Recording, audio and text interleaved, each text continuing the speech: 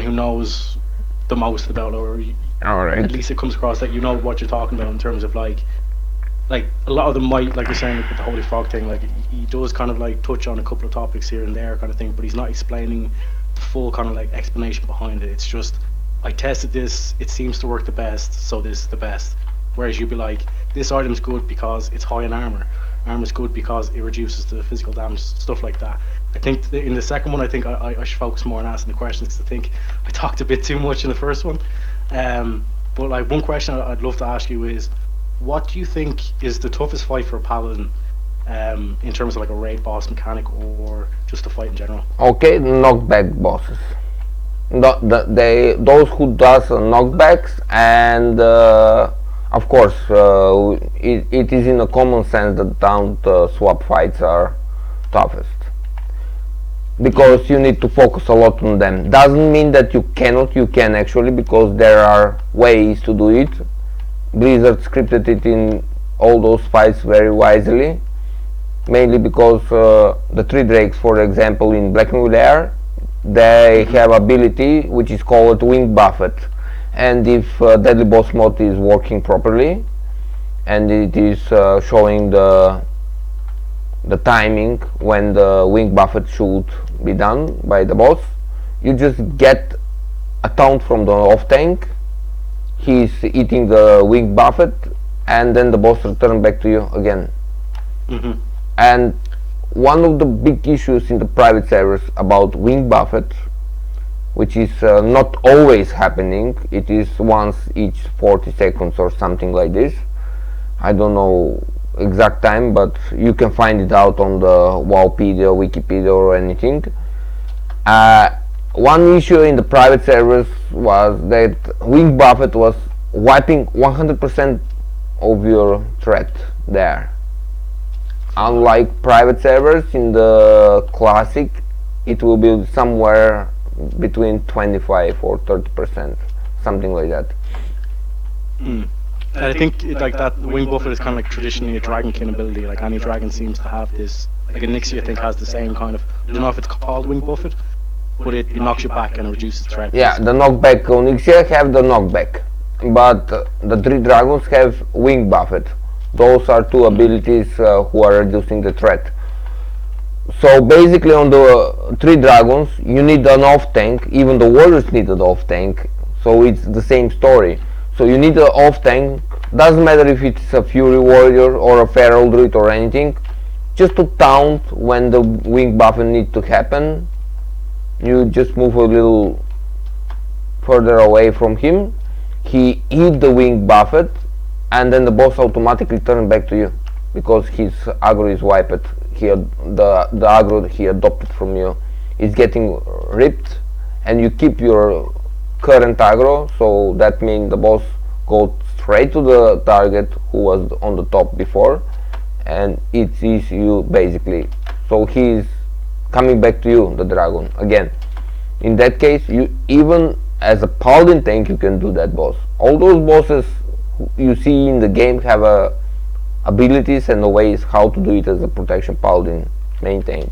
But I don't say it's easy. It's not easy because you need to focus. You need to work out with your partner. But yeah, even the warrior tanks need to work out with their partner on the taunting bosses. So, but But people even are not used. Yeah, sorry.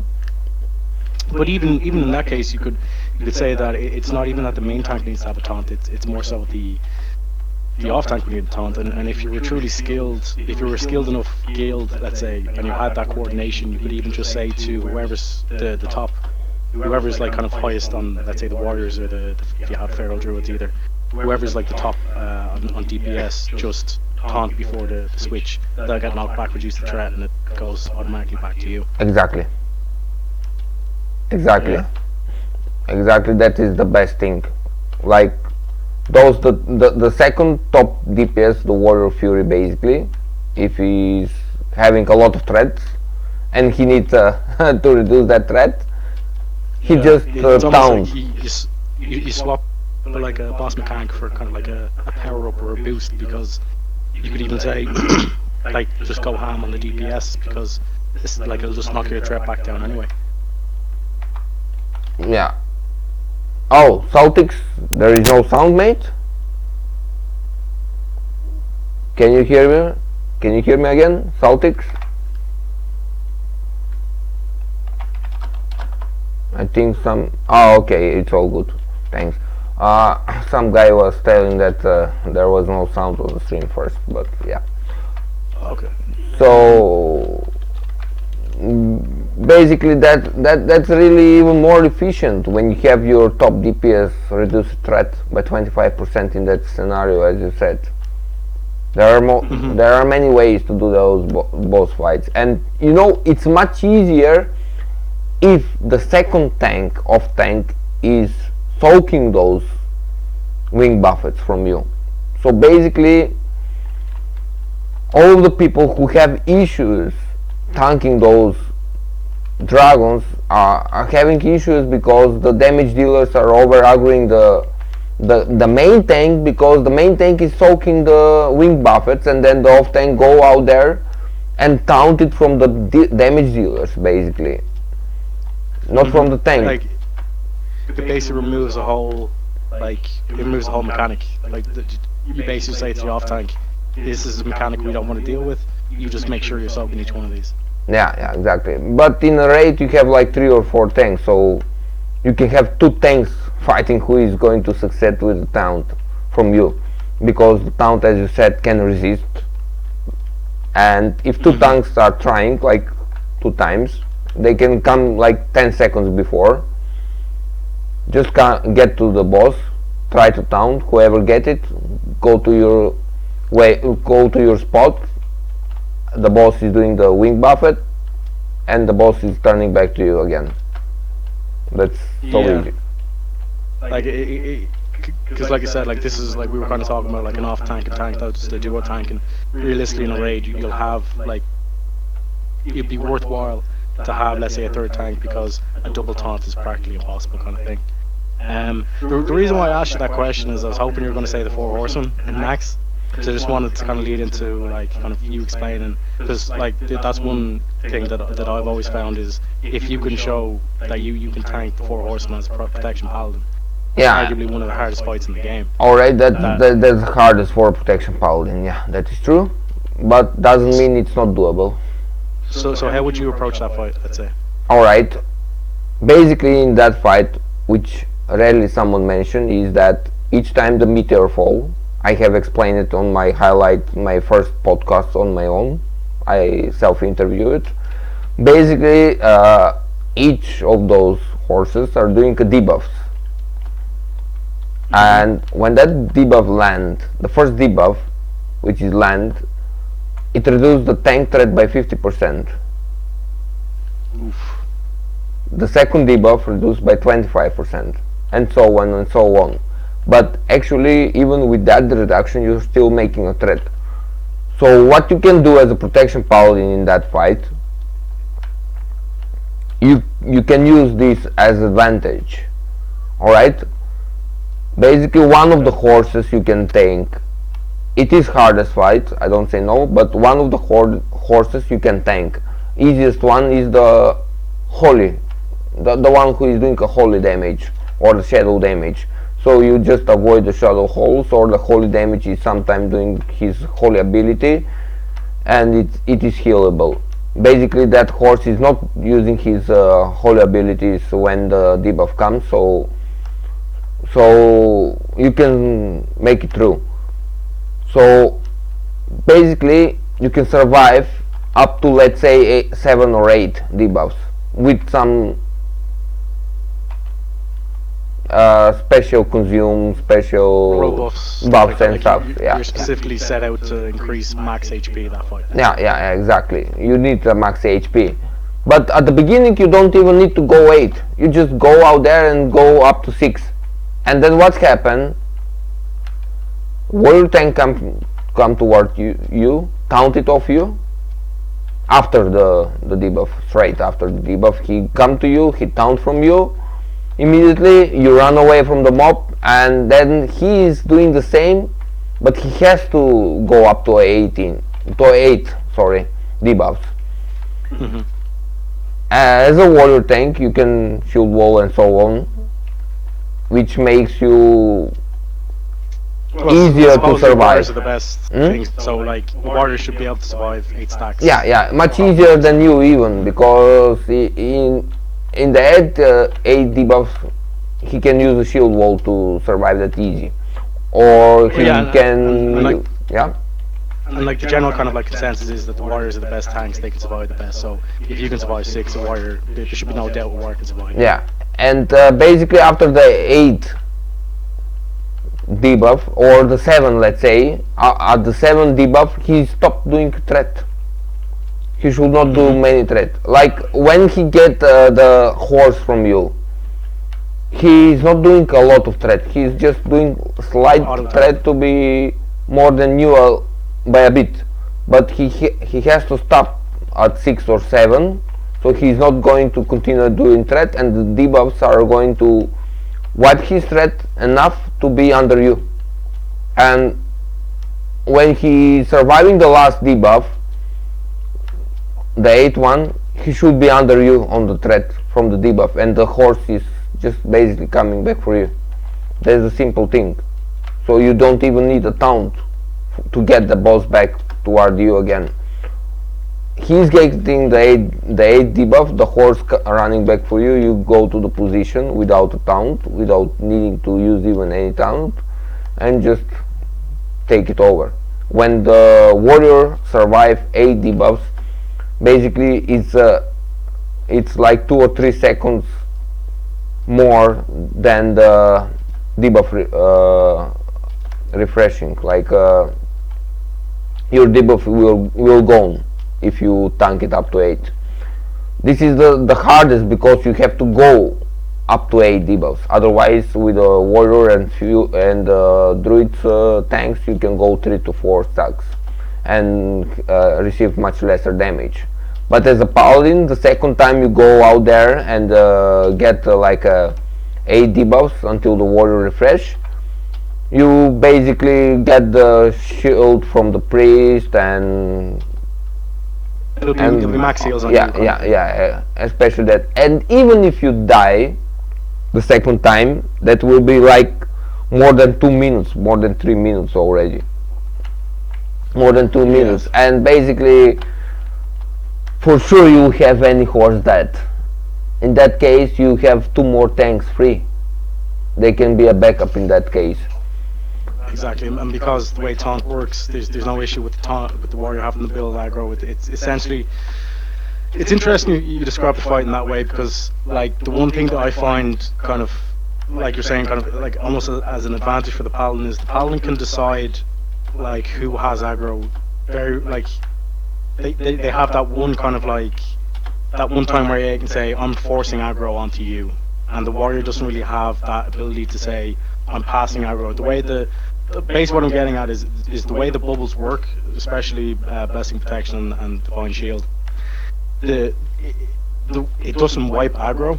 It only suspends the aggro table. So let's say you're doing that strategy, and like I'm sure there'll be people who'll comment on this video and say, oh, but Dookie, what happens if you mess up the thing and the horse just like after 2 stacks the warrior can't build enough threat, let's say, and the horse goes back to you. It's basically threatening the safe zone with that horse. But the flip side to that is if you divine shield, you force the horse back onto the warrior. Yeah, yeah. So it's and the one and like it's notoriously not only the most difficult fight, let's say, for Protection Paladins. You could say it's the most difficult fight in the whole game, because the way the warriors can resist. And I know they have their tier bonus for this, but like you have to have 8 tanks in the raid. Like most guilds have 4 at the moment. You know, like having to, when Nax comes around, there will be a lot of kind of poaching for tanks. Tanks will become like a lot more of a commodity, especially because you will need 8 tanks. Yeah, but in that case you have a Fury Warriors and Feral Druids or whatever. They can be backup tanks, especially now that in Classic those bosses are not hitting hard. Hitting hard, yeah. But then also what I was getting at is like you still have that 15% resist or 17% resist chance for the warriors resist. Yeah. There are kind of like extreme ways to get around that, or if you're just extremely geared and you have your set bonus. But if they're backup tanks, they might not have that. There's still there's always that risk, that RNG risk to that fight, that a horse gets loose and the safe zone is then getting sacks, and that kind of fucks up rotations and all that stuff in the fight. But what I think is what really values in the protection paladin is for that crucial moment. If you're coming in and you don't have enough threat, you can still force, if you're, so long as you're second, if you bop the tank for 10 seconds, it buys you 10 seconds to burst down all your mana, let's say, to get the make sure you're back on top for the threat. Whereas the warrior doesn't have that. Like you can't resist the bubble, but you can still resist the taunt. Do you know what I mean? And like I think that's like you said, like there's many ways to tackle the fight as well. Like another interesting fight, I think. Again, like if you want to explain it as well, would be the Hakar fight. Like any fights where like taunt is an issue, like you always have to have that tap dance thing with the threat. Like what would be, let's say, your typical kind of like rotation, or like your typical kind of like what way would you interact with the off tank when you're, let's say, bouncing Hakar between the two of you, or do you solo? No, you don't need a taunt. It's taunt immune. Yeah, that's what I mean. Like how would you go about that fight? Because it would be a tough fight for warriors as well. Well, you just the two tanks fighting for aggro. The warriors are going to have, especially there, much harder times to tank than you. Basically, in Hakar, you just go with how I was tanking even the Drak in Upper Blackrock Spire, as you've seen. You just judge your wisdom, seal of righteousness, and judges. People should take care about the threat meter, so they should be like third or fourth or second. So they never go second on the threat meter. And when the Hakar basically crowd control the main tank, which is going to be maybe the warrior, maybe you, doesn't matter, he instantly swapped to the other target, which is going to be the second threat target and the off tank. So I'm just getting much more aggro in that scenario, thanks to Holy Shield, which you are not using, but I'm using. And when I build enough threat, I might even over aggro the warrior until he is released from the crowd control. When he gets released from the crowd control, boss continue on me, and he need to continue to build aggro on the boss's sustain on the threat meter. And when the boss crowd control me, he is not wiping my aggro. He just it is like a bubble, temporary aggro under the crowd control effect. So when I'm back from the crowd control effect, I just get back my aggro. That's how it works. So basically, me and the warrior tank are fighting for aggro there. That's all. Taunt, the boss is immune on taunt, so you cannot taunt Hakar like Onyxia. So basically, it's just a tank and spunk fight. You are going to see that. It's much easier than any other fight for you as a paladin tank. It just yeah. Like that's one thing. I'm like the Hakar fight, particularly is something I'm looking forward to, purely because it is one of those. It's an old school, like you have to balance the threat, and sorry. The one thing that kind of annoys me about the raiding in retail is the fact that you don't have those type of fights anymore, where you have the kind of the taunt swap fights, but the Hakar fights kind of like it's taunt swap, but you don't have taunt. You have to do it manually. Do you know what I mean? It's kind of like the difference between driving a manual car to an automatic. Yeah. Like the automatic will never have that kind of. It's kind of like a boomer kind of like feeling, I guess. But yeah, it's interesting the way that like classic has that certain dynamic of you have to be able to kind of like nicely balance the threat, and like I think Onyxia is a good fight, a good example as well at the moment, whereby like I've had like my friends here kind of like they've been doing like pokes on their alt, especially like with the Onyxia fight, and it's everyone's trying to go ham in phase one, and there's always that like the threat just never seems to be kind of smooth or kind of one way kind of thing, whereas like I guess you could even kind of say like with Asmongold as well, like his first couple of attempts, no matter what he tried, like there were multiple wipes on that, whereas like that's with the warrior tank, that's with like the optimal raid group, that's with the whole kind of like guild run, let's say, kind of thing. But whereas if you just approach that fight with a bit more kind of like, I guess, intellect and kind of like tactics, you can see that like it's a lot easier if you just balance the whole kind of thing out, you know. Yeah, but what you forgot to mention about the Hakar, and I forgot to even mention for Hakar, you don't need to balance for Hakar. You just go full out. He is automatically swapped to the second target. Doesn't matter if you are 300% more threat than the second target. He just swaps to the second target, and when you are released from the crowd control, he returns back to you automatically. Yeah, but if in the case that like let's say everyone's going ham on the DPS, like there still needs to be kind of like a focus of like you need to make sure that you're number two.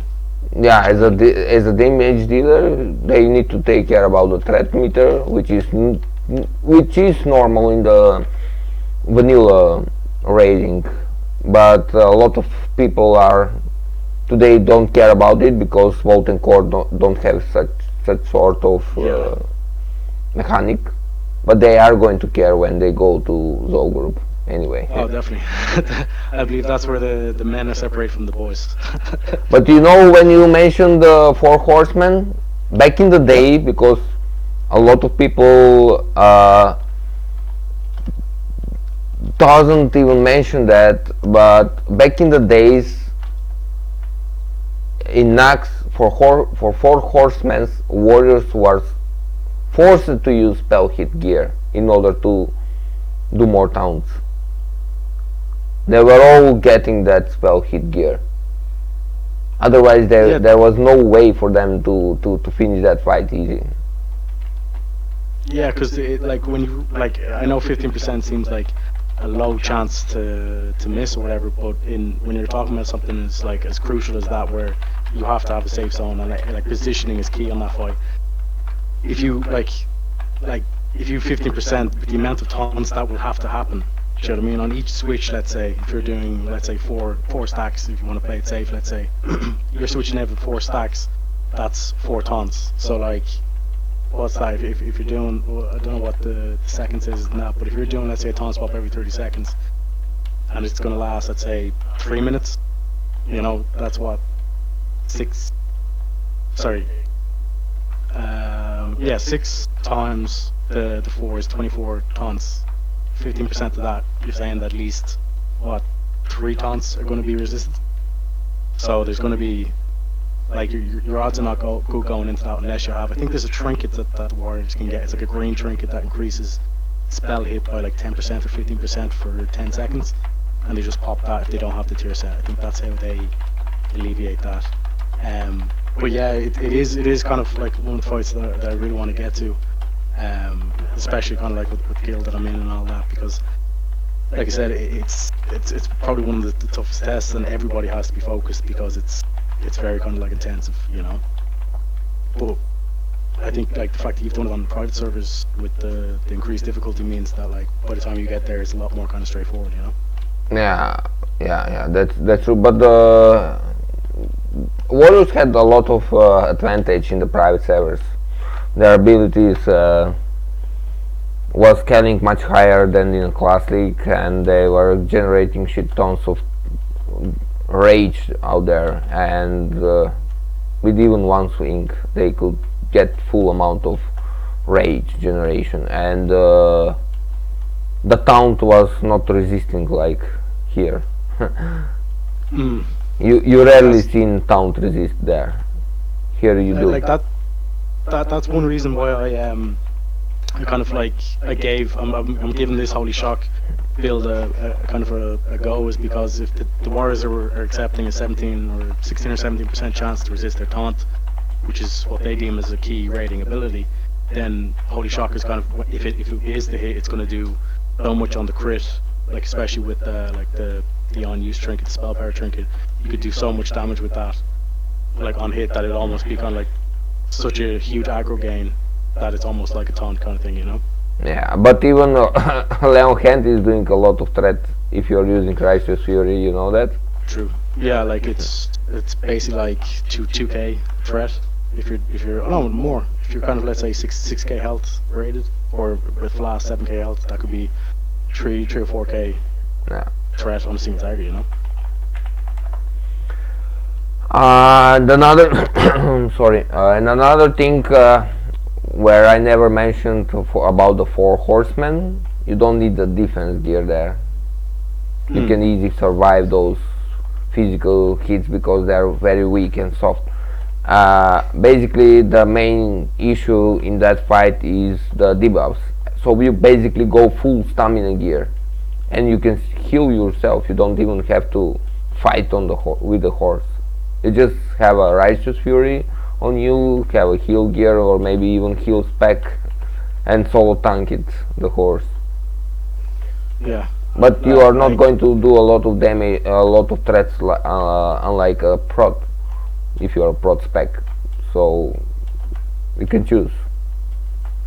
well, yeah, the interesting thing about Nax Ramus is it opens up exorcism spam, like, you know, and like that's a even just based on the base numbers that ability does, like it'd be very interesting to see how Retribution Paladins play out, because they're already getting kind of middle of the pack DPS at the moment, and that's without the Judgment set and things like that. Especially like with Paladins as well. I've been kind of digging around. I think there's a guy called Judgment or something like that. He's currently rating with the Paladin.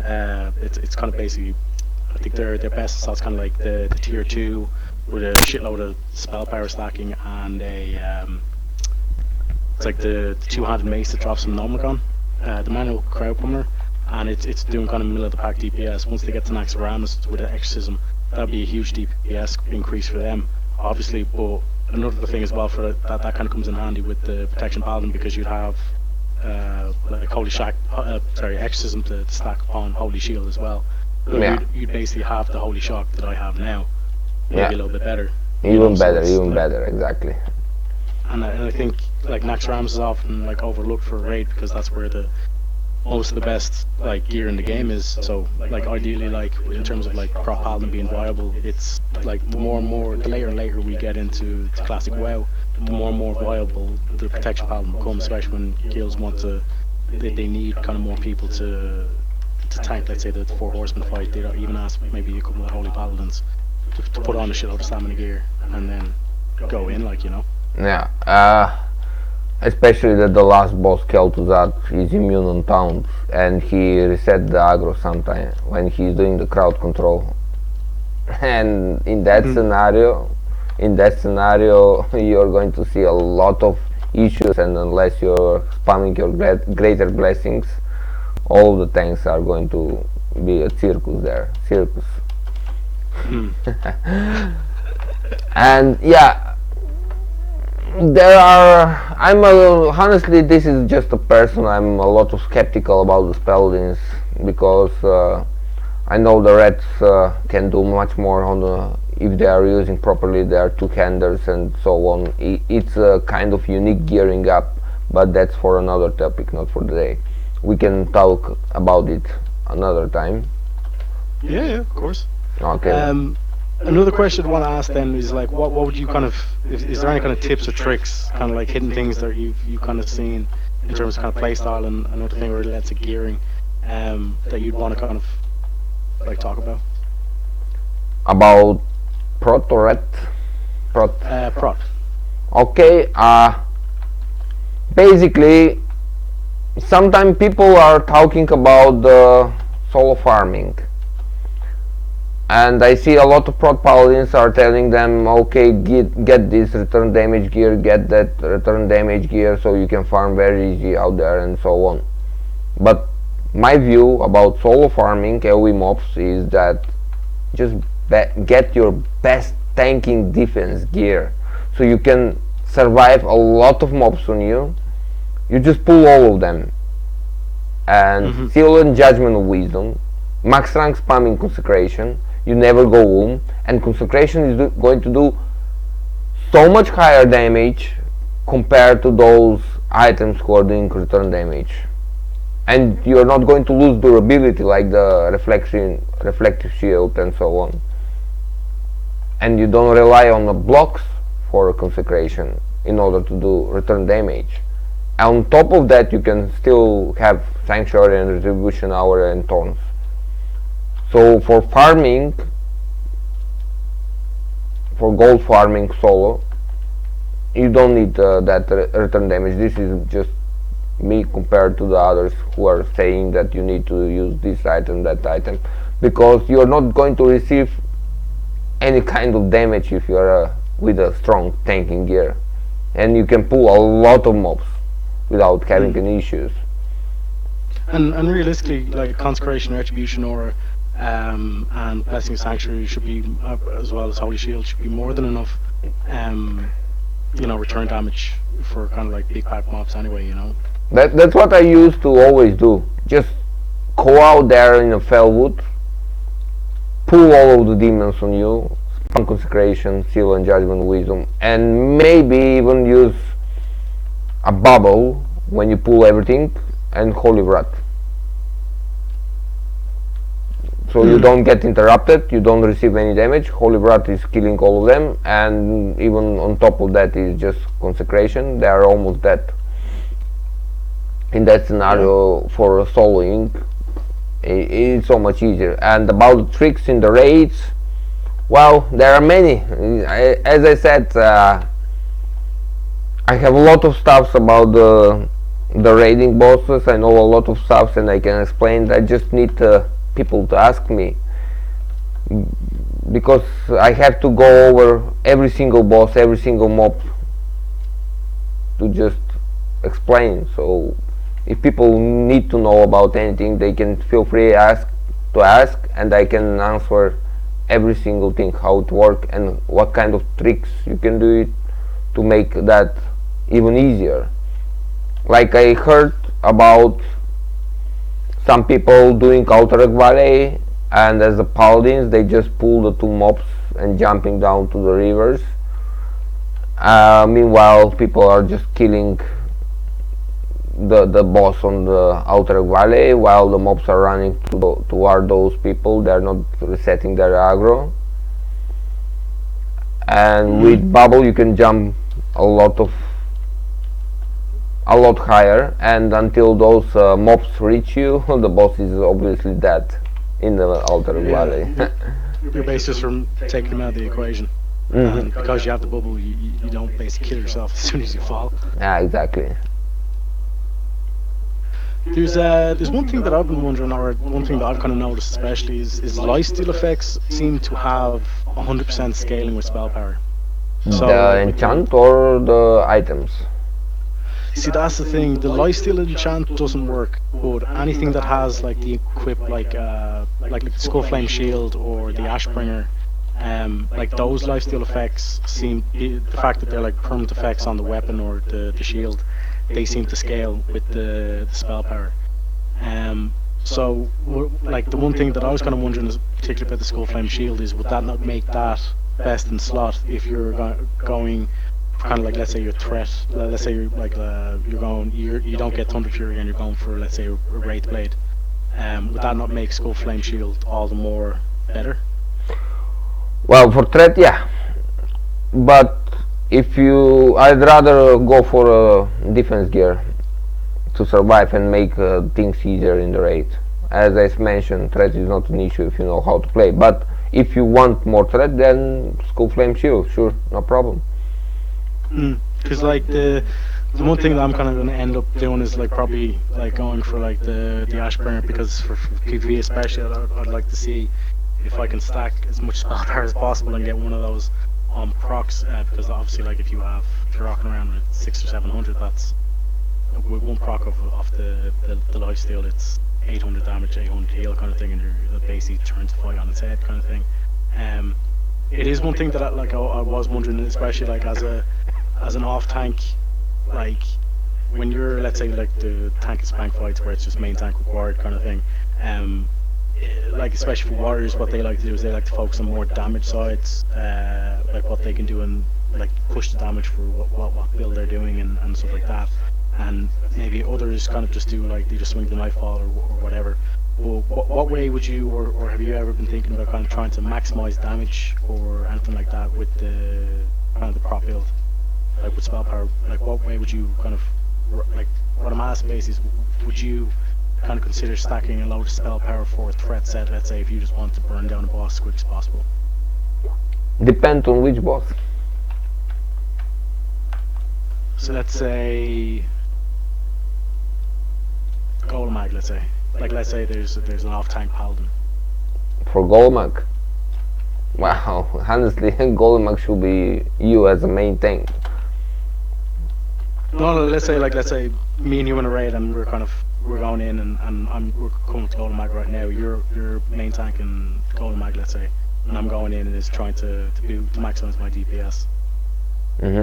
Okay, then sure, the spell damage gear you're going to use, but those items who you're wearing, cloth for example, you're just replacing with some other. But yeah, in that scenario, Shadow Oil on the weapon and the Skull Flame Shield are really good, and even Maelstrom Trinket probably. Like that's one thing I've noticed is that unfortunately doesn't scale with spell power. So No, it doesn't scale, but it procs a lot. It's good base damage regardless. Yeah, like it seems to proc a good amount on it, and it has good base damage on it too. Yeah, like I think that's that's one thing that I've been kind of like trying to focus on is essentially, because I know that basically like the tank here that I need is majority kind of AQ20, AQ40. Kind of like in terms of best in slot forever, and then there's kind of a couple of Nax items sprinkled in. So like the main thing that I've been focusing on, like coming up to Blackwing Lair and all that stuff, is just building as much spell power as possible, because I'm in that kind of weird kind of place where it's for Ragnaros I'm healing, but for Golem Mag I'm tanking. Just to kind of try and fill in places kind of thing, and again, kind of the guild I'm in is it's not kind of too kind of like hot and heavy about kind of being like max on kind of every kind of like role and set like that. It's like there's sometimes we do bosses and it's max serpents things kind of that, like we're more kind of like social than anything else. But we have been kind of making good attempts, especially on Ragnaros. I think we're kind of below 1 minute 30 for Ragnaros, which is kind of puts us up there, but not too kind of serious. One thing I wanted to really kind of focus on was the spell power kind of thing, and that was because it gives me the multifaceted approach of being able to tank this boss, heal this boss, throw in a few like off heals while trying to pump in as much damage as possible. It kind of lends me between boss fights without having to switch up specs or anything like that. As one spec, I can go in and kind of adapt to the whatever's coming across. Well, in that scenario, there is a solution, you know. If you don't want to play a Death Cap gear, you just swap some talents and use a reckoning, and in that scenario you're going to do a lot of threats. See, that's one thing like I thought about as well, was the reckoning. What's your opinion on reckoning? Like how would you, like in terms of like what, like if you're coming up to a boss, how would you charge up the reckoning before you're approaching the boss? Well, before you approaching the boss, it doesn't matter that much before you approach the boss, because I usually move out there with a holy shield for straight block and consecration and judgment of righteousness if you have a nerd DPS. If you don't have a nerd DPS, you go with judgment of wisdom and seal of righteousness, because judgment of righteousness, like your holy shock, is giving a lot of advantage at the beginning, but once you move like 1 or 2 seconds, and basically the boss will anyway critical strike on you, maybe within the next 3 swings, and in that case reckoning is going to give you a massive amount of threats thanks to seal of righteousness. But one thing I noticed, and the reason, like, cause that's ideally what I was kind of going for, was the reckoning was my first kind of thing. But the one thing I noticed with reckoning was that it wasn't like if you were to get crit towards the I think it's towards the beginning of a swing or just after you swung, it just finishes off the attack. It doesn't actually like give you 2. Yeah, but seal of righteousness will proc for all of them. Right? No, but like, do you know the way reckoning stacks up to 5 times? When reckoning like if you are not auto attacking, it'll store up auto attacks. But if you're auto attacking, it just finishes the current auto attack. It doesn't actually give you an extra auto attack. Yeah, it is finishing. That's true. But anyway, it will proc your self righteousness, which is more threat in that scenario. That's my whole point about it. I know it's not going to be easy, but for bosses like Ragnaros, who does require resistance gear, and some elemental bosses like Baron Geddon, who you cannot block in those bosses, using Reckoning is really good. Well, I think especially if you could, like, let's say before the boss, let's say you duel someone outside and you just get them to crit you 5 times, you stack up 5 times, then you just walk into the dungeon. As soon as you go up to the boss, you have a 2-hander. Boom. Gives so much burst threat because you have 5 Seal of the Righteous as well, and you're using a 2-hander, which means the Seal of the Righteous is doing more damage as well, and you're getting that all up front, and you switch back to your sword and board, and you've just gotten a huge burst threat like you're talking about. Especially that you can use a 2-hander. Yeah. And instantly swap. Yeah. And like that's something that I was kind of like looking into, and I thought it was pretty, especially like it's so funny in rogue PvP when you have Reckoning and a rogue opens up on you and you're just like, oh buddy, what have you done? And then you just switch to 2-hander and then you turn around and one-shot them.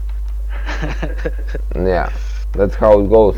You just use a 2-hander, go out there, burst the boss immediately at the first swing, and then instantly swap to your one-handed shield, and until the boss do a lot of damage on you, you're going to anyway use the tanking equipment.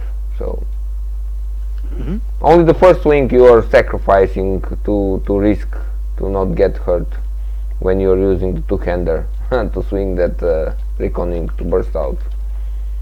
Yeah, and like I said, like if you use the blade, if that's what you're using, you're already at hit cap. So if you're human, at least, and it's guaranteed to hit like 5 auto attacks plus 5. No. Seal of the Righteous plus the Judgment plus Consecration plus Holy Shields. And if you have especially a life-stealing weapon, it's a lot of threats. Yeah. Because life stealing again gets a double benefit of the damage, and then you get half of the healing as well. So you're getting 1.5, 150% threat. Or even worse, if you're using Ironfall. True. That might be even That 10. That might even be a 10 of them. Yeah. Like it's basically 5 minimum, and then more if you're going in, and you don't even have to do the switch out of the weapons too. You can basically even stack your Reckoning even on the mobs before a boss fight. When you kill the other mobs at the end, you just stop DPSing them and you get the crits from them. You ask other tank to take it over from you, and sure, afterwards it is just full Reckoning stacks for the boss where you need to go. And again, when you have the Shadow Wall and the Dragon Breath Chili as well, the fact that Dragon Breath Chili is 100% spell power and Shadow Walls is half your spell power as well. So if you're like fully buffed as well, you're doing insane amount of just burst, Yeah, but that's stuff for just to, let's say, make a tricks and to show how far a Protection Paladin can go as a tank and so on, but I'm personally not using those stuff, to be honest. Oh yeah, no, like this is we're talking about kind of like complete fun specs, or kind of like half PvP, half tank specs kind of thing, Yeah, well, no, I mean, even on a PvE it is beneficial. You just remove some tank talents like Anticipation and put it on Reckoning, and maybe reduce your Improvement, Judgment or Parry for that, and you can still use it as a PvE tank. Like, especially it is very helpful on the bosses who, as I said, require a resistance gear, so you have even Reckoning and Read Up to work for them. You don't have to sit or stuff like that, what others are trying to make. You don't do that. You just go out there and have a huge amount of advantage because of non-tanking gear requirement for those bosses. I'm speaking about Ragnaros, Baron Geddon. Those bosses does not require to have a div cap gear. All you need is just to have a fire resistance gear, and in that case you're a victim of let's say critical strikes, and in that scenario you have reckoning procs and redupt procs, which is giving you a lot of advantage Mm-hmm. because the redupt will increase your block and reckoning is going to burst your threat. So you are getting a lot of advantage out there for the Holy Shield threat, for single target threat by reckoning, thanks to self-righteousness, and you have a lot of advantage on the mitigation even, because your block value is much higher, as we spoke before, than the warrior, so you block bigger amount of damage. Well, yeah, that's why block is kind of so valued, and why the warrior sets have so much of it, is because it's flat damage blocked after the armor mitigation, in Yeah. a way that armor is kind of it reduces the damage by armor is different the way resistance work, whereas resistance is kind of like a roll where it should be 50% reduction. Let's say if you have 200, but it might be a full resist, or it might be it's still might be just gonna The trigger. resistance cap is 75%. Yeah, it's still 75%. But what I'm saying is that like if you have 200 fire resist, it's like 48% of the time it'll be straight like 50%. And the way that like no matter how much resistance you have, it's either you take 0%, 25%, 50%, 75%, or it's a full resist. You know, or it's a yeah, it's a full resist kind of thing. So comparing that to armor actually just reduces the damage by whatever it says it reduces the damage by. So the fact that you can get flat damage reduction after that percentage is just, it increases the value, because especially when you're going to high levels of armor where 6k armor is I think 50%, whereas it's like 13%, almost like 3 times that is what you need to get armor cap. I think it's 15k. And yeah, in that scenario it is great that in some fights, as I said, reckoning will be nice and beneficial, but I'm not suggesting for everyone to use it. Yeah, it's kind of like a fun kind of off spec kind of thing, whereas like if like at the moment, especially because we haven't got the full game out kind of thing, like we're still waiting on raid content to come out, like you really want to kind of be running the most optimal build, especially because like the first guild I was in basically wouldn't let me raid. They kind of moved me from the it's kind of asked me to, well, they didn't ask me to leave, but like it was kind of like you weren't going to raid in the team as Protection Paladin. Like that's how high the stigma was. I was expecting, you know, a bit of kind of like feedback at least, or at least let me to raid first, but he straight up kind of said like we will not have a Protection Paladin in our raid. So it's kind of it's a weird kind of like world where you're kind of getting that kind of stigma, where it's like, but I'm doing what is required to get the job done kind of thing, you know. Yeah. Well, what I didn't mention on our first podcast between me and you is that we stopped it right there when I was about to mention that unfortunately right now my time is so much limited compared to the past when I was playing on those private servers, so I can't get people in the guild easy because I'm not always online.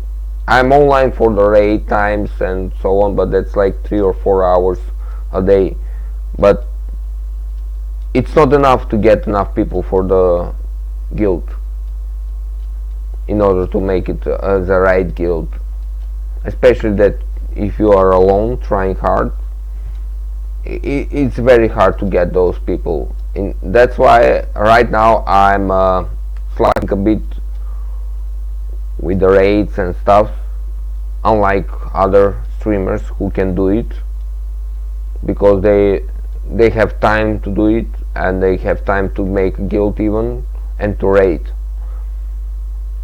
Some of those are using the off tanking rules and I will lick your ass and be a healer in order to be a tanks for the raids, like let's say for example Holy Frog, where he is presenting himself as a pure example about Protection Paladin, but then you see him at the end, he's healing for a Ragnar's fight only because he didn't know how to do it. And basically he was maybe even not allowed to do it, maybe. And his argument is, oh, other is the war is much more viable than you for that boss, which makes no sense.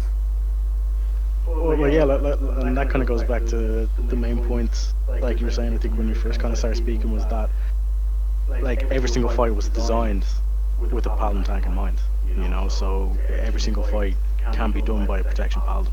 Yeah. You know, and especially if like and it's sad to hear that you like, but like again, like understandable as well, like that, like you know, like with Asmongold, like there's going to be people throwing themselves just to be kind of in the spotlight kind of thing or whatever, but like it comes down to like, you know, real life comes first kind of thing, and you know you have priorities there, or like there's time that needs to be dedicated elsewhere. But even then, like, you know, I still think that the given perception is that like less than 1% of the player base was even able to step into max. So you have to run these builds, you have to do it this way, you have to do it that way kind of thing. Often forces or draws people, that I've noticed anyway, that they have to, they're forced into doing something like that they don't want to do. They want to, let's say, just play, they want to play as the tank, you know. But the additional layer is that the game is so old, it's only people like you who've kind of spent the time thinking and coming up with your ways to actually tank these bosses, whereas like a lot of people just look at the video and they say, right, you have, the only way to get through this is with a taunt. Let's say the four horsemen, like that's what they say, you have to have eight warriors, that's the only way to do a fight, no one else is welcome. Whereas you just explained that it's more than easy to do that fight as a protection paladin, you know. And I understand the counter argument to that would be, well, you know, there's 39 other people there, like they want to play a certain way, you either play that's fine. But again, like they're outright saying, like, even though you've more than shown that you can do it, they're outright saying no, like not here, or you know, like not in my raid. And like it's kind of like Holy Frog can kind of come across and do it this way or do it that way, but it's kind of it's really down to kind of like you to kind of like make sure that like the word is out there and to show how these fights are done. And I know it might take longer or things like that, but it's kind of like the best way to describe it is like a flame kind of thing, you know, like the flame you want is the one that kind of grows in time kind of thing, you know. Like I really think that if Holy Frog can't tank or can't show tanking rag at the moment, then you know, like that's like it now is the most difficult time to do it kind of thing, you know, and he's not getting it done. Whereas like I'm expecting a Killer Dookie video, you know, in the next couple of months anyway, you know. And like there's no pressure to like I don't want to I'm not trying to pressure you into it to do it right now kind of thing. But like all good things in time, you know? I wouldn't worry about too much. Yeah. I will try my best, and if I completely fail with my own guild running, I will try to even lead the books for the raids. Probably I will have a easier time to get people that way. Or the last scenario is to even join another guild. I already had some offers from other guilds to join, even that I never asked for it.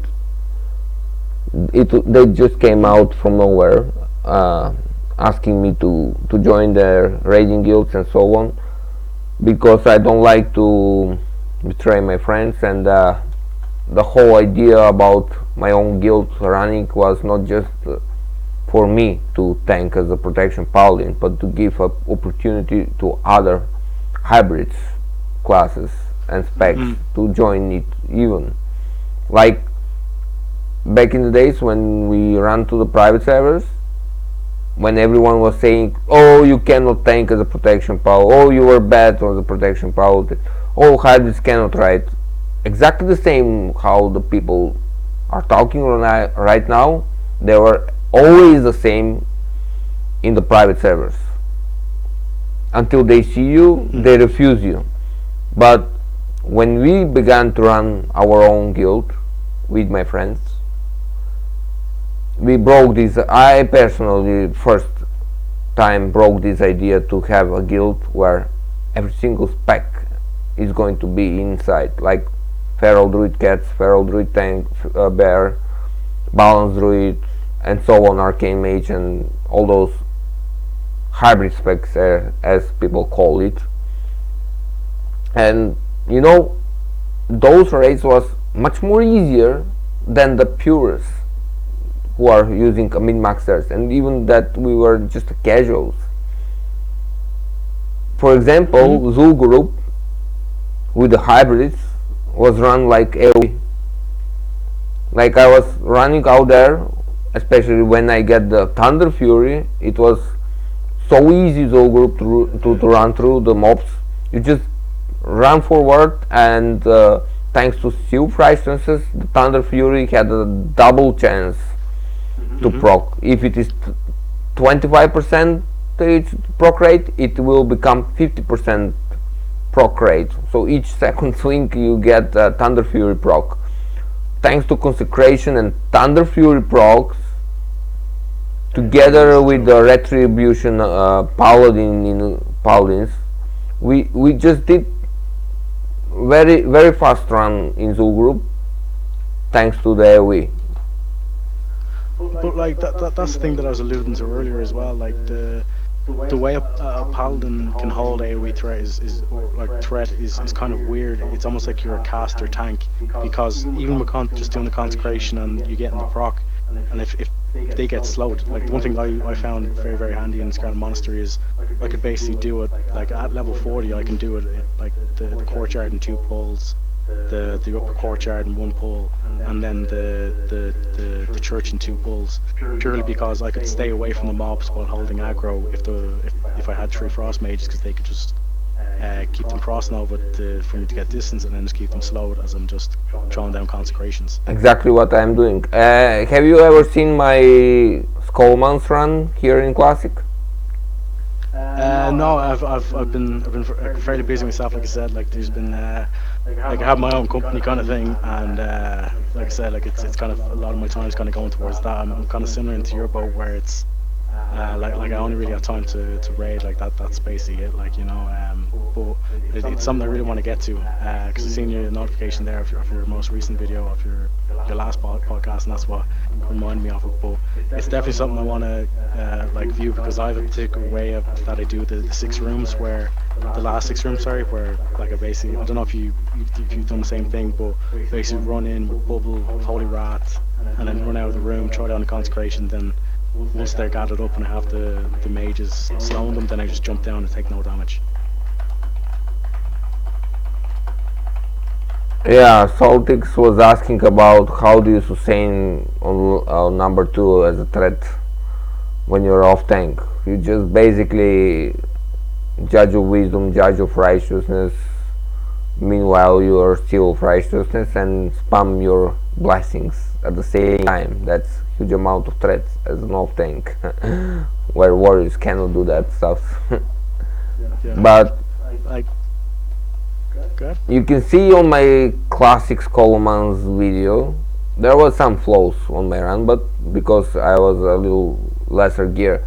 But you can see in that video how much I overpull everything, and thanks to the mages I could like run away from the mobs, still keep the aggro, and those mages are finishing them with their AoE. Yeah, it's like especially leveling is one thing I loved, was the having multiple, like 2 or 3 mages in the group. It was just kind of ridiculous. Because like I said, like warriors can't, they struggle even just mobs to, like they have to stack all these thorns and like maybe grenades and stuff like that, but you're literally just running around not taking any damage while still holding threat. It's kind of quite ridiculous, you know. And supposedly these are the non-viable tanks. Yeah. I, I always been saying, even if you don't want to have a protection paladin as main tank, that's okay. But when I hear people where they say for raid warrior is more optimal than a paladin, and they still repeat their story all over again, they forget always to say that a single raid have a 3 or 4 tanks. As an off tank, paladin is 10 times more viable than the warrior tank. Mm. Not only because you can do a massive amount of threat as a protection paladin, you can heal, use the heal gear to heal. Okay, if that's not the case, you can even DPS.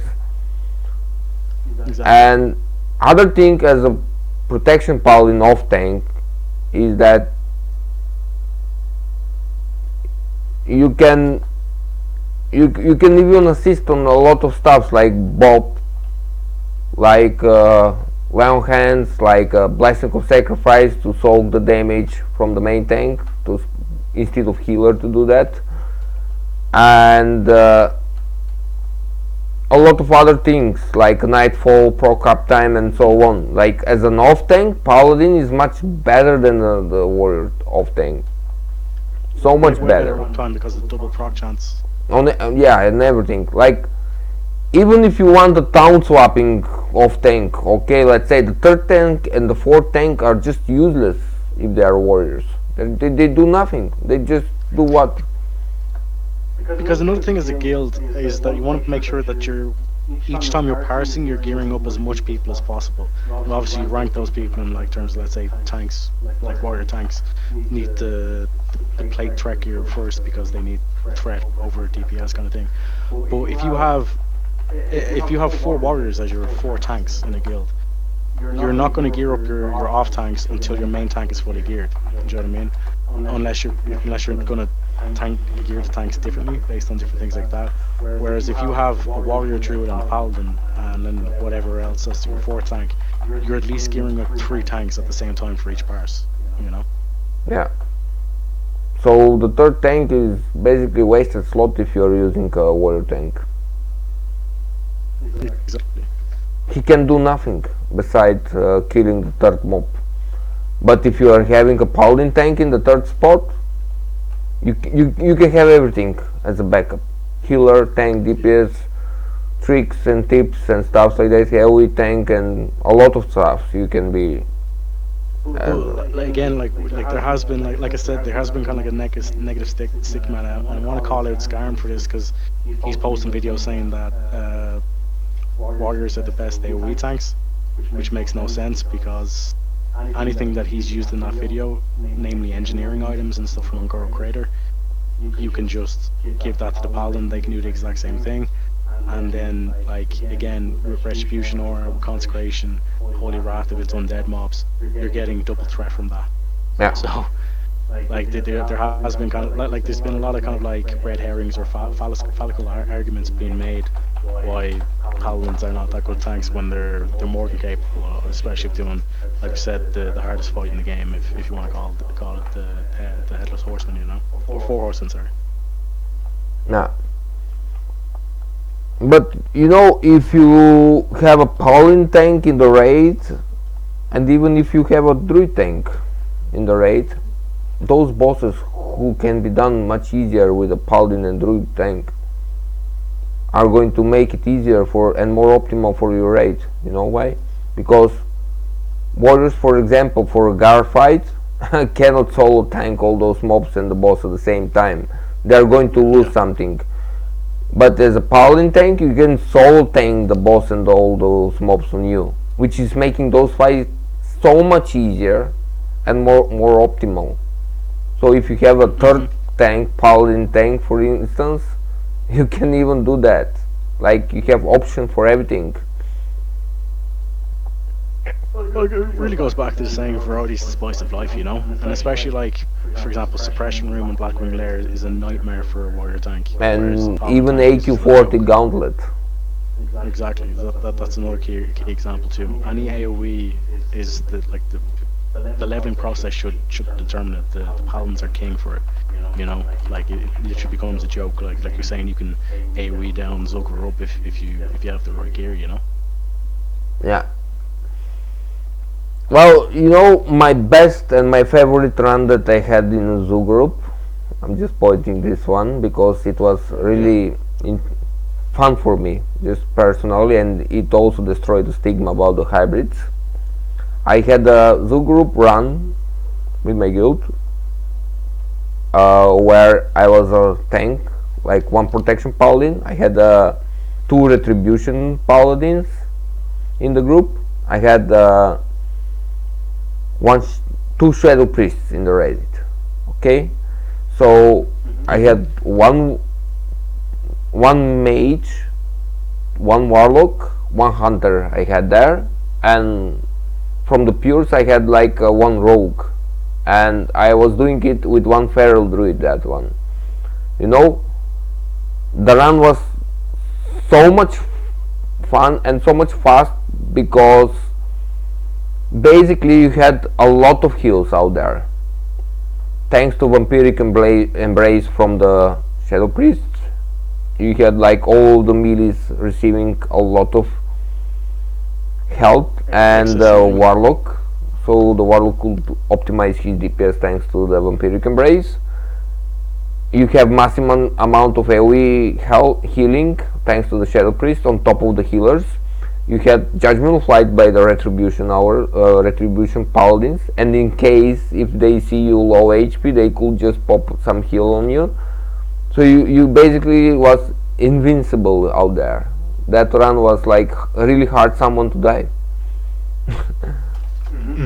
Yeah, it's like I said, it's kind of crazy the different things you can do in the game. Like it's and again, it's just a shame that you have kind of like other people saying no, this is the only way to do this, and this is the optimal and optimal this, optimal that. But like I've done molten core numerous times in my guild. If I could do a thing where it's literally like you can pull like, let's say, all the ads, and I could basically pull the aggro, but like I said, like do the thing I've done in SM where it's just the consecration is holding them and we just AoE down the whole trash of molten core.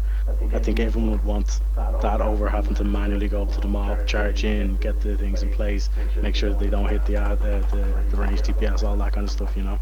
Yeah. Well, when we are talking about a holy frog, I would like to point out something for the people.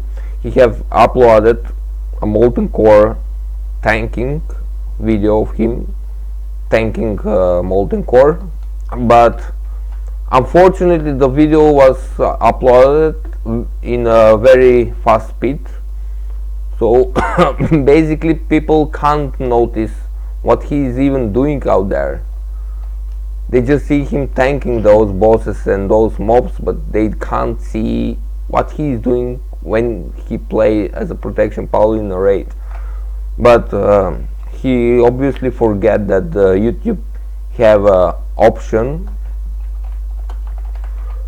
where you can slow that video and you can see all of those stuffs very easy. And I would like to present you some stuff about him here on the stream. Just a second, I'm going to swap the scene too. Yeah, cool, go ahead. Alright, now everyone can see his video on the YouTube, and I am going to use it on a slow motion. So let's see what he's doing when there's a mob pulling. He judgment of righteousness, he get the mob on him.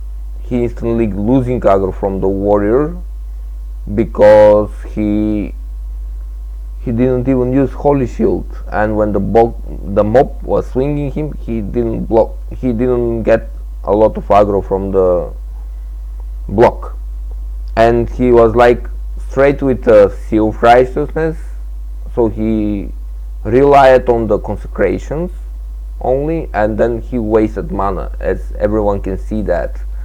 Yeah, he's got no mana. He got no mana, and you can see that on this video. And another thing I would like to scroll further, because he's not going to tank this mob anyway. I see he's letting those mobs getting tanked by the warriors instead of him trying to tank anything.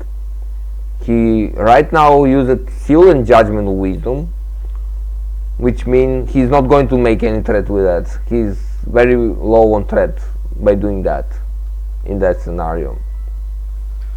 Yeah, because the one thing that's key about kind of like the initial kind of aggro or the initial kind of perception is as soon as a mob picks a target, or whoever is the first mob on the target, essentially, the next person has to do 110% of what that person's first ability or first damage was, or what their total aggro is, kind of thing. So it's key who has the actual aggro, and when you see stuff like that, that it's like maybe he's saying, okay, I just want to do damage here, I guess.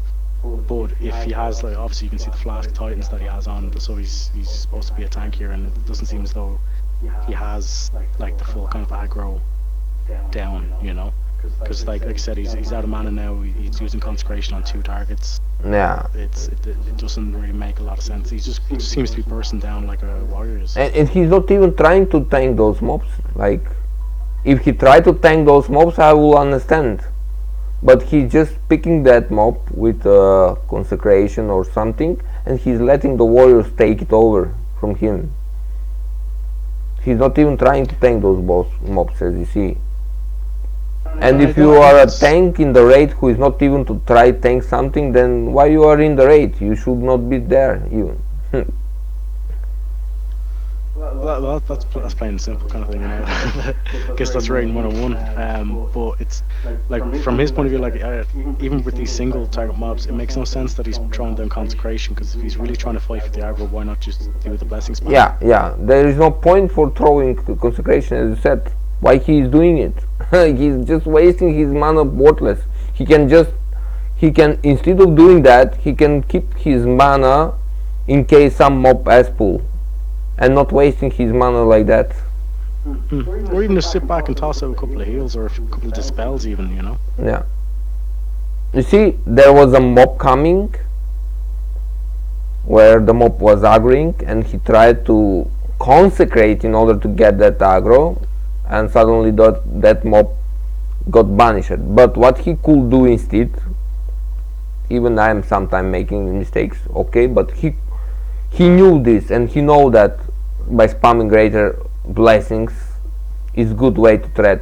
Instead of him trying to consecrate for that mob, he could just spam greater blessings and instantly aggro that mob before that mob come to the group, when the mob engaged into the aggro list. And see, because he was wasting so much consecrations worthless when he was not even trying, he just went and when the mob returned from the banish, he was without mana to do anything. Why? Because he was just spamming his consecration worthless. True, I've often found that Consecration can do a bit of damage, but because it's 8 seconds, like burst is kind of, you'd value burst more than kind of over time kind of effects, especially when it comes to tanking. So from his point of view, like I don't really get the amount of times he's doing Consecration on trash. Like it seems like he's like there's no reason to be doing Consecration on like 2 mobs. You know, you can be easily just kind of going in between them, you know. Or if he wants to burst a mob, like, he shouldn't be throwing down Consecration. He should at least be doing, like you said, the righteousness into like just hitting it first, like, you know. Yeah, and another thing that you are going to notice, I'm showing the people the Lucy from fight he's playing. Okay, he pulled that mob, which is fine. And what he's not doing right now, he's not cleansing himself, where he is still doing the threat. He's not cleansing himself, and as far as I see, there is no Judgment of Wisdom on boss, so he's not regenerating his mana. He's using Seal of the Crusade, Judgment of the Crusade, which is a really bad idea for this boss, especially because the boss is doing sort of debuff curse on you, where you are wasting a lot of mana and now with his debuff on him, he's spamming blessings, and he's instantly You know that? It makes no sense to spam blessings this late into the Yeah. fight. Sorry, at this early point into the fight, because the key thing about the blessing thing is it does it for all targets. So in fights like Nixia, like you don't want to be spamming blessings when there's a load of whelps that are broken out, because it divides the threat between all, like the 20 of them or whatever, like amount of whelps that come out. Whereas if Nixie is the only one who's alive, it's gonna all go to Nixia.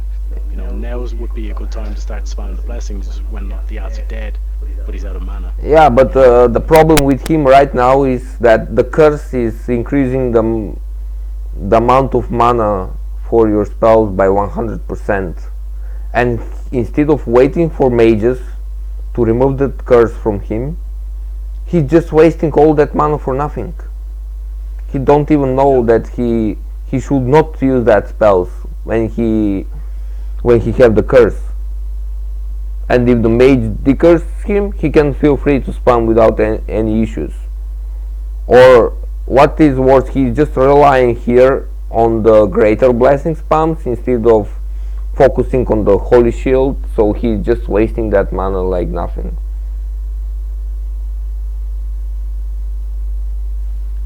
True. Like you can see that he don't have judgment wisdom on the boss. He rely on the consumes only, and then at the end he's using seal of wisdom, which is generating zero threat, only for him to sustain that blessings. Meanwhile, you see Judgment of Crusade is still on the boss. Man, this is so funny. He don't benefit anything from Judgment of Crusade right now, because he's using Judgment of Wisdom to spam that blessings. That's what I'm saying. This guy have no idea how to even tank. Maybe he knows some theory about it, but he don't know how to tank those fights very efficient as a Protection Paladin, Well, yeah, I guess like we said from the very beginning, like he doesn't know, like it's a shame that like there's people that like they don't know the class fully, but they're saying what the best things are. Do you know what I mean? Like it's like you were kind of hoping for like people for like you to kind of get the main kind of like bulk thing, because like just walking through, let's say the first podcast that you done where you mentioned the second podcast where you were mentioning the different sets that you use and other key kind of like tanking mechanics, whereas we get kind of like a speed run kind of video from Holy Frog where he's not like he's kind of saying here's what I use, and then it's kind of like turns the camera away, whereas it's like no, like that kind of video kind of sums up everything that we kind of said, where it's the fact that he kind of sped through it rather than just putting up the whole thing talking about, or even just kind of, let's say, going between each boss fight and saying here's what I'm doing here, here's why I'm doing it, or even just having like a podcast that we have and explain kind of in future fights how you go about it, because even the way that you look at the horse and fight, you can draw a lot of kind of like tactics that you could use in bosses even in MC now, whereas MC basically now is kind of like you could run in there and just like AoE, like that's what we do for Shazra. We just get me to run in and just hold aggro and all mobs, we just AoE down all the ads. Yeah. Simple as kind of thing. Look at his Mayor Domo fight, man. He's pulling without Righteous Fury, and he have all those buffs on him. So worthless, so pointless. So whoopsie. Oopsie, yeah. He rely on the Holy Shield, and someone boom with 2 shots can over aggro him very easy. Maybe he forgot it or not, but it's very funny that he went to Mayor Domo without Righteous Fury. True, and he still has one of the healers on him as well. Yeah, but I'm going to point out the Gar fight he's playing on there. Just look at what he's doing, and it's very fun, that part. So he basically begin the fight with Righteous Fury. Okay, he go there and he's assigned maybe on some mob. I'm just watching right now, and everyone I think can see that. Look this funny stuff. He's going to pull that mob.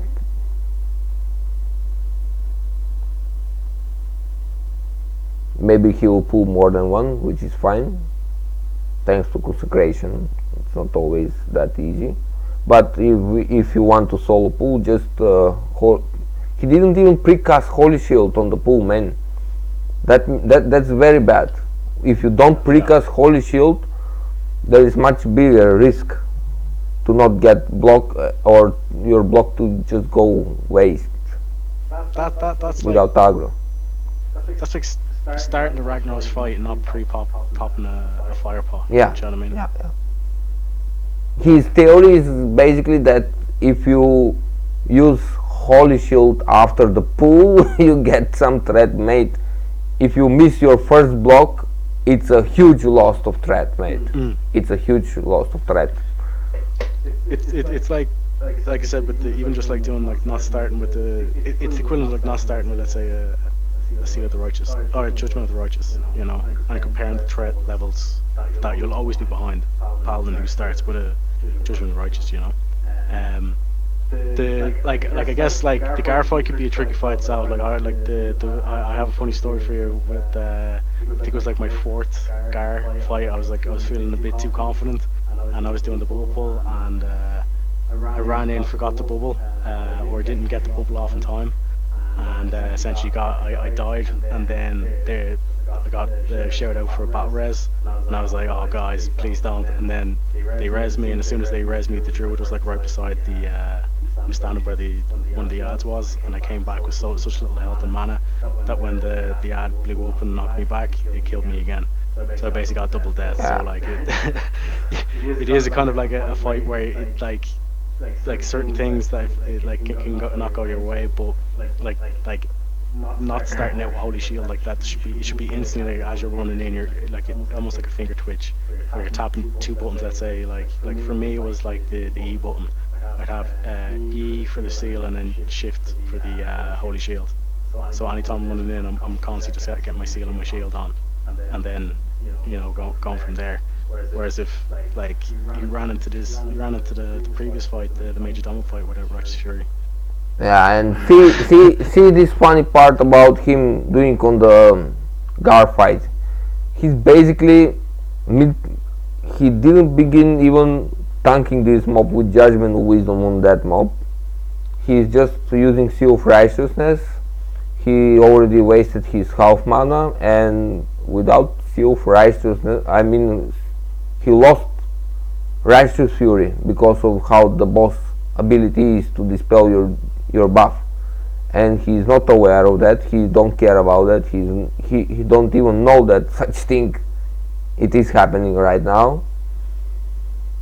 He continued to do it, and that you see people begin to shoot that mob, and he's risky to lose that aggro. So what he did was Judgment of Wisdom and Seal of Wisdom in the mid fights without Righteous Fury on him, only to spam his Holy Shield and to make it somehow block. I mean, to generate more threat, and he's going to begin spamming buffs as he used to always, and that's how he rely on threat.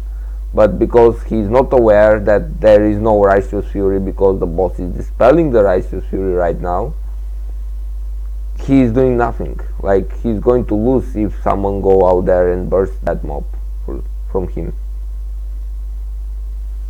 Yeah, like it's a shame. It's all you can really say about it. Do you mind if I just step out for a quick smoke, actually? Alright, mate. We can continue discuss this after. So I think it should be enough for this podcast for tonight. Yeah. This was a part 2 podcast, and don't forget to like and subscribe. Yeah, to like and subscribe. But I also would like someone to share this podcast on the US Blizzard forums. Unfortunately, I don't have anyone who can do that. On EU it can be shared so people can see it, but on the US forums, where people care much more about the streams, unfortunately they are far from it to see. So I they guess just they post on Reddit, post on someone's Reddit, let's say S fans Reddit or something like that. Or No, I what you don't should like do. to post like Asphalt and to abuse his popularity for this. I just What you should do is you should tag it. You should tag. You should title the thing why prop paladins are better than warriors, raid tanks, and then just tag Scarman in it. maybe maybe I don't know, but I just would like to make it on a fair scale. Don't like to abuse stuff. Yeah, cool, cool. So if anyone who is hearing this podcast can share it on the US forums, feel free to do it. Will be much appreciated. Alright, thanks mate for talking with me. It was Bro, my pleasure to speak with you, absolute pleasure as well. and I'm so glad that there are people who know a lot about protection paladins, and unfortunately those people are not even on the stream, or they are not in the forums, so they are kind of living in denial and ignorance instead of expressing their opinions and voice. Well, like I said, I learned from the best. Thankfully, there are people like you who are out there actually getting the videos done. You know. Mm. It's okay. I'm even up for learning something new, and I would like to improve every day more and more, which is Yeah, fine. definitely. But to say that you cannot do something because you're not good, you're not viable, it makes no sense. Well, you know what Steve Jobs says. You know, the people who are crazy enough to think they can change the world are the ones who actually do. You know. Hmm. And on that note, I'll leave you, my friend.